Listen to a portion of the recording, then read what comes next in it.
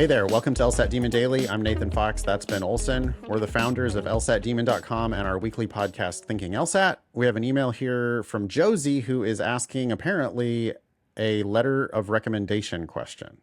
Hi, Demon. I'm applying for admission in 2026 after graduating in 2022. My letters of recommendation will be from a professor and my current boss. Northwestern is my top choice, and I'm applying early decision to enhance my chances and secure their guaranteed $40,000 per year offer, which would make attending feasible for me.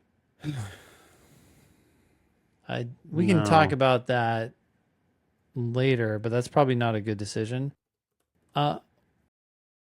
My GPA is a 3.7, and I currently have an LSAT score of 168, aiming for a 170 to 173 with upcoming tests in August and September.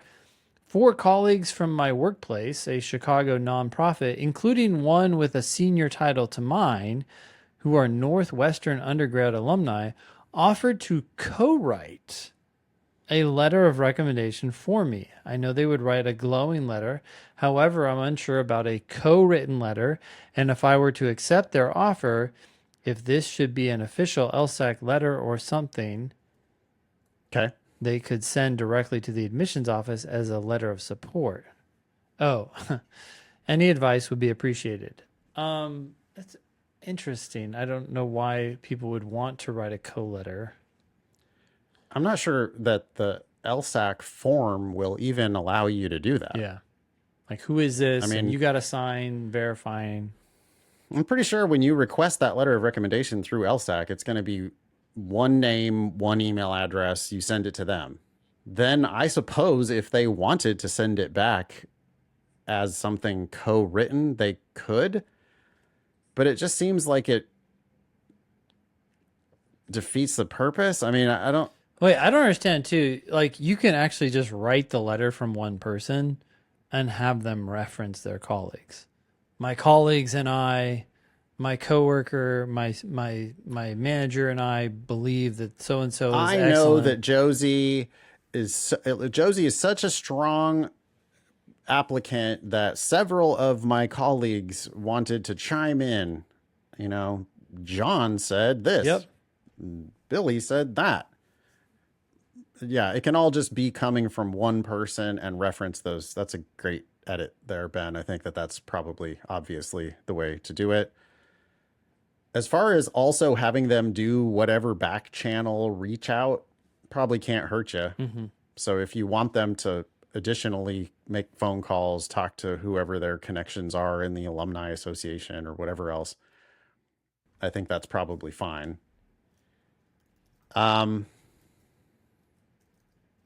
I think she's making a big decision here by trying to apply early decision. I want to refer you, Josie, to episode 575 of the Thinking LSAT podcast, which was entitled Early Decision is a Scam.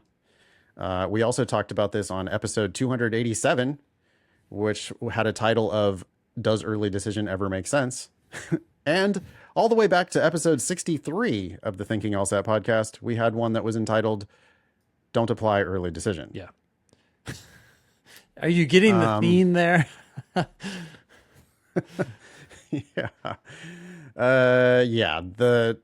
Actually, that was from LSAT Demon Daily. I'm not sure which ones of these are from Thinking LSAT and which ones are from LSAT Demon Daily. Anyway, point is, we've been talking about this for years and years, that early decision. It's funny. I encourage you to Google early decision scams Thinking LSAT. And it's like just show after show after show after show talking about how early decision is basically a scam. Yeah. Well, what do you think about this $40,000 offer? Okay. I don't think it's good. Keep in mind that the school charges $77,000 a year, yeah, plus fees that are about $1,000. So you're looking at $78,000. With your GPA, right? Wait, what's the GPA for this?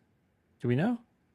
Oh, 3.7. Okay, so actually that's interesting. That's the number I had in the scholarship estimator. So I'm on lsatdemon.com/scholarships. I went to Northwestern. I put in a 3.7.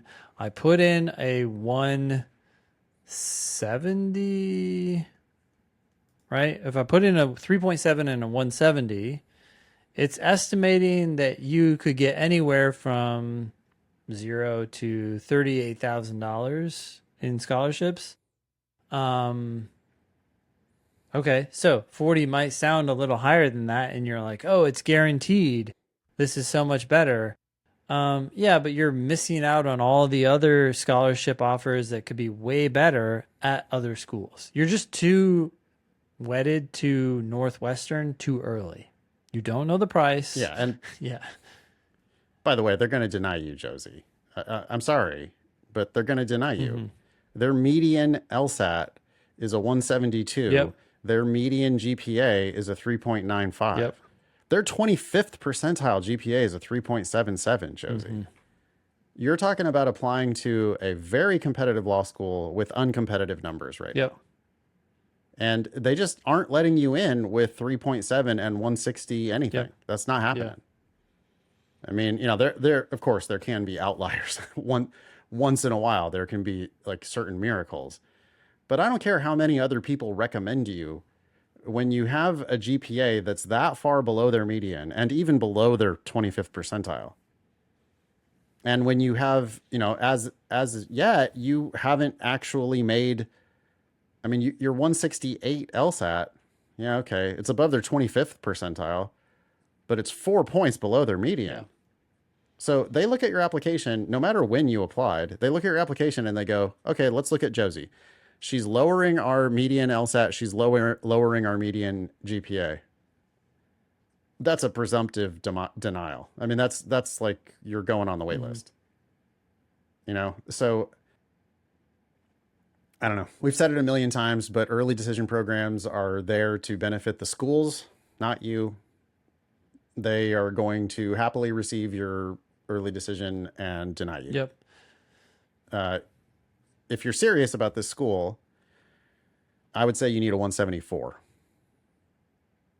Because you need to be someone who is clearly going to raise their LSAT median. Yep. And next year, 173 could easily be their median. So I think you need to raise their median. I think you need to be, right now, 174 is their 75th percentile. And you're going to be a splitter applying to this school. I would not do the early decision program at all. I probably wouldn't even be trying to apply this cycle if I were you.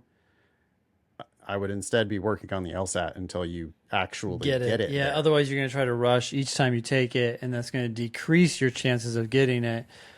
Notice, too, that Josie says, if I could secure their guaranteed $40,000 a year scholarship offer through early decision, that would make attending feasible for me. It's not about making it feasible.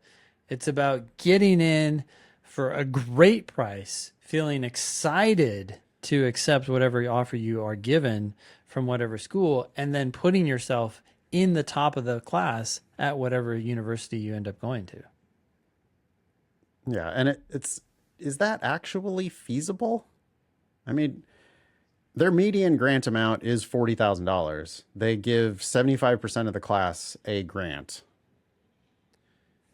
But all that does is it reduces the price from $78,000 down to $38,000 per year. Oof. That's just tuition. $38,000 per year is a lot of money. Yep.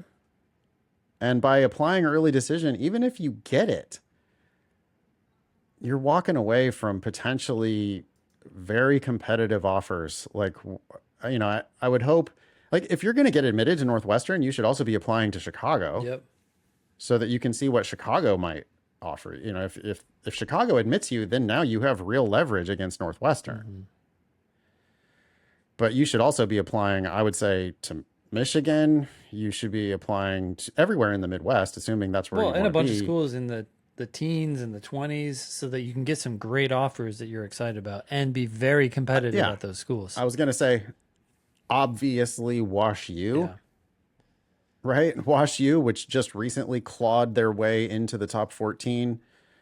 But even at Wash U, you're lowering Wash U's median GPA. So you need to get at least a 173 or probably 174 to raise Wash U's median LSAT.